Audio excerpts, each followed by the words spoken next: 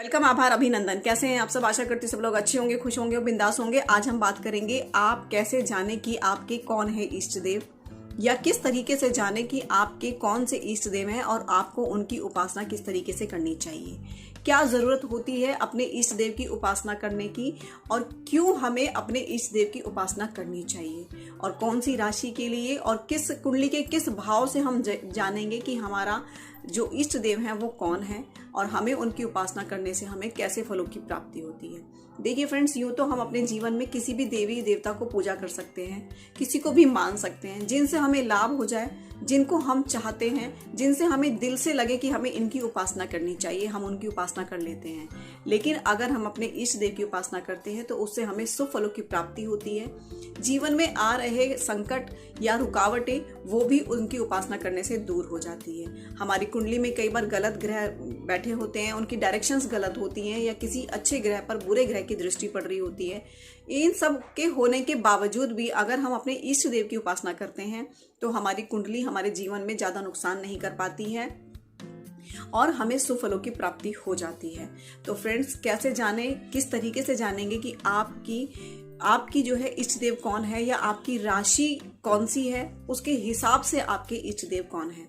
पहली चीज तो फ्रेंड्स, जिस तारीख को आप जन्मे हैं, जिस राशि में आप जन्मे हैं, उनकी कैलकुलेशन के आधार पर, उस राशि के गुरु के आधार पर ही आपके इष्ट देव की आंकलन होता है या निर्धारण होता है। गुण संहिता के आधार पर व्यक्ति के जो पूर्व जन्म के कर्म हैं उनके आधार पर उनके इष्ट देव का निर्धारण होता है। इष्ट देव का मतलब क्या होता है? इष्ट देव का मतलब होता है कि आपके अपने प्रिय देवता, जिनको आप दिल से, चाह से, आपका सोल उनको पूजता है, वो होते हैं हमारे इष्ट देव। इष्ट देव का आकलन करने के लिए आपकी कुंडली का आकलन करना पड़ता है। आपकी कुंडली का 5वां भाव आपके इष्ट देव का भाव माना जाता है। इस भाव में जो राशि होती है, उस ग्रह के जो देवता होते हैं वही हमारे इष्ट देव कहलाते हैं। इष्ट देव की पूजा करने से हमारी कुंडली में चाहे कोई भी दोष हो, कोई भी परेशानी हो, कोई भी प्रॉब्लम हो, अगर हम इष्ट देव की उपासना करते हैं तो हम उन परेशानियों से, उन दिक्कतों से निजात पा जाते हैं, या हमारी जिंदगी में जो बहुत उथल पुथल होती है कुंडली के ग्रहों के अनुसार,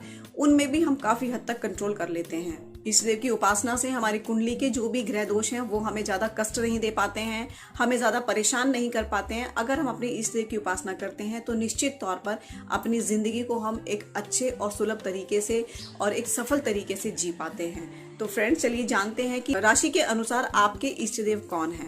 पहले बात करते हैं हम मेष और वृश्चिक राशि की। मेष और वृश्चिक राशि के जो स्वामी ग्रह हैं वो हैं मंगल देवता।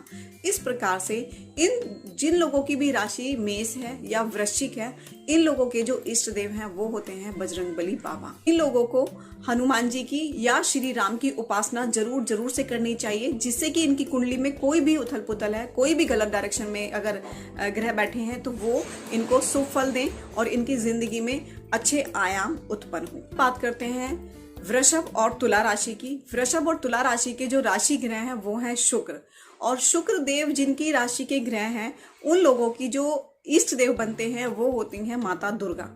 तुला राशि और वृषभ राशि वालों को देवी दुर्गा की उपासना करनी चाहिए। रेगुलर बेसिस पे इनको दुर्गा चालीसा का पाठ करना चाहिए। इनको समय समय पर दुर्गा सप्तशती का भी पाठ करना चाहिए, जिससे इनकी जिंदगी में जो भी कष्ट है, जो भी परेशानी है, वो दुर्गा माता उनका हरण कर लेती हैं और इनकी जिंदगी को सुखमय बना देती हैं। बात कर लेते हैं मिथुन राशि और कन्या राशि की।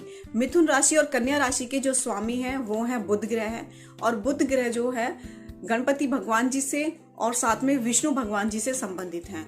इन दोनों को, जो कन्या राशि है जिसकी और जिसकी मिथुन राशि है, इन लोगों को गणपति भगवान की या विष्णु भगवान की उपासना रेगुलर बेसिस पे करनी चाहिए, जिससे इनकी जिंदगी में इनके इष्ट देव की उपासना करने से जो फल मिलेंगे वो इनको 4 चांद लगाएंगे वो फल। और दूसरी बात, इनकी जिंदगी में तरक्की आने से कोई नहीं रोक पाएगा। फिर जिन लोगों की मकर राशि या कुंभ राशि बनती है उन लोगों के जो राशि स्वामी है वो है शनिदेव। इन लोगों को शनिदेव की उपासना करनी चाहिए। साथ में इन लोगों को शिव भोले बाबा की भी उपासना करनी चाहिए। इनके इष्ट देव होते हैं हनुमान जी और शिव जी। अगर ये लोग शिव जी या हनुमान जी की उपासना करते हैं तो इनको निश्चित तौर से इनकी जिंदगी में जो कभी कभी अड़चने आती हैं, शनि कभी कभी इनकी जिंदगी में अड़चने पैदा कर देते हैं या डिले हो जाता है, तो उस चीज से ये बहुत जल्दी निजात पाएंगे अगर ये अपने इष्ट देव की उपासना करते हैं तो। अब बात कर लेते हैं कर्क राशि की। कर्क राशि के जो स्वामी हैं वो हैं चंद्रमा, चंद्रदेव हैं।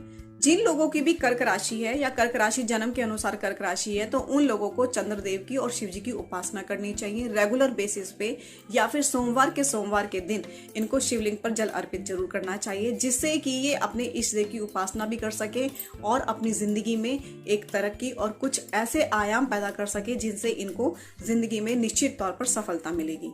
अब बात कर लेते हैं सिंह राशि की। जिन लोगों की जन्म के अनुसार सिंह राशि बनती है उन लोगों के जो राशि गुरु है वो है सूर्यदेव। सूर्यदेव जो है कहीं ना कहीं हनुमान जी उनके साथ कनेक्टेड हैं। तो जो सिंह राशि के जातक हैं उन लोगों को अपने इष्ट देव, उनके जो इष्ट देव हैं वो हैं हनुमान जी या फिर माँ गायत्री। इन दोनों की उपासना उनको रेगुलर बेसिस पे अपने जीवन में करनी चाहिए, जिससे कि सिंह राशि वालों की लाइफ में जो कभी कभी इल्यूजन्स पैदा हो जाते हैं, कभी कभी उलझन हो जाती है, तो ये इससे अपनी जिंदगी की हर परेशानी को पार कर पाएंगे और अपनी जिंदगी में सफलता को अचीव कर पाएंगे। अब बात कर लेते हैं धनु और मीन राशि के बारे में। जिन लोगों की जन्म के अनुसार धनु और मीन राशि बनती है तो इस राशि जो राशि के स्वामी हैं वो हैं देवगुरु। इन लोगों को, जिन लोगों की धनु या मीन राशि बनती है उन लोगों को माता लक्ष्मी की और भगवान विष्णु की उपासना करनी चाहिए।